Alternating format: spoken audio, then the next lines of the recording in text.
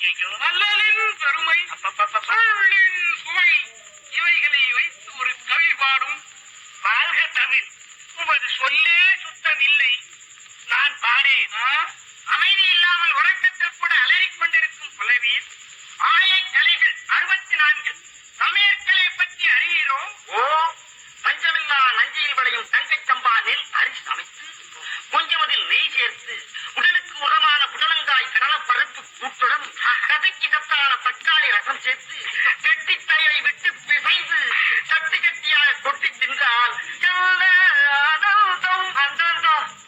இவர் சமையற்கரை கற்றறிந்தவரே அல்ல, வீடு வீடாக சென்று யாச்சகம் எடுத்தே தின்று கொடுத்தவர். ஐயன் நீ பல நூலை பற்றி பற்பல கருத்துக்களை சதா கட்சி இடத்தை நீ சொல். நான் மகாராஜா ஆக வேண்டும், அதற்கு என்ன வழி?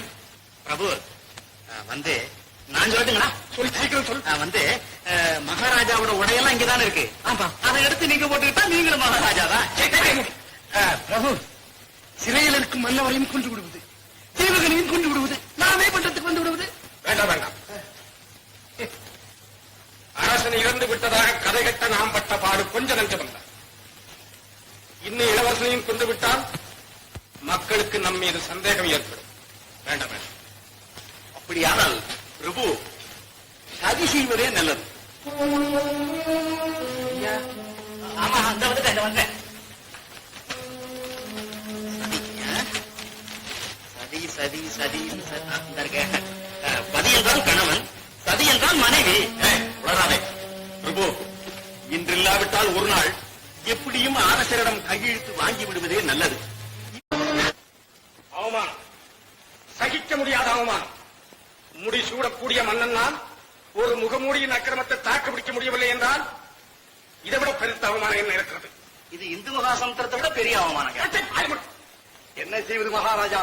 அந்த வஞ்சகன் நமது வலையில் சிக்காமலே தப்பித்து விடுகிறான்.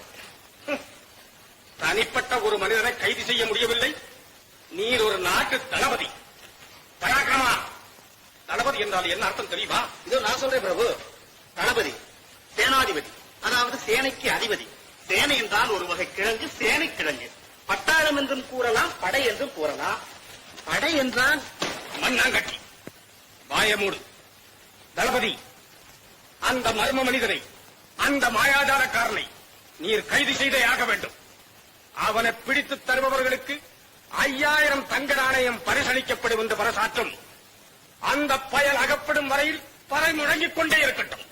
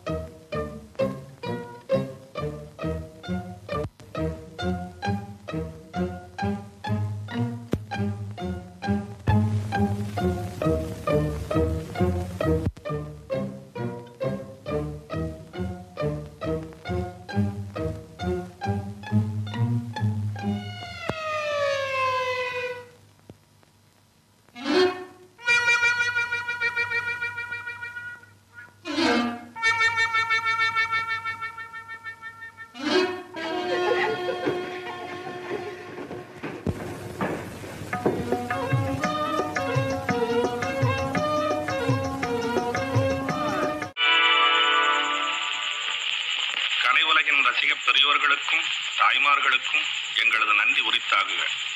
மனிதனின் வாழ்க்கையில் 9 விதமான குணங்கள் என்று முடிவு கட்டி அதற்கு நவரசம் என்று பெயர் சூட்டியுள்ளார்கள் சான்றோர்கள். அவைகள் அற்புதம், பயம், கருணை, கோபம், சாந்தம், அருவருப்பு, சிங்காரம், வீரம், ஆனந்தம். இந்த குணங்களை 9 பாத்திரங்களாக்கி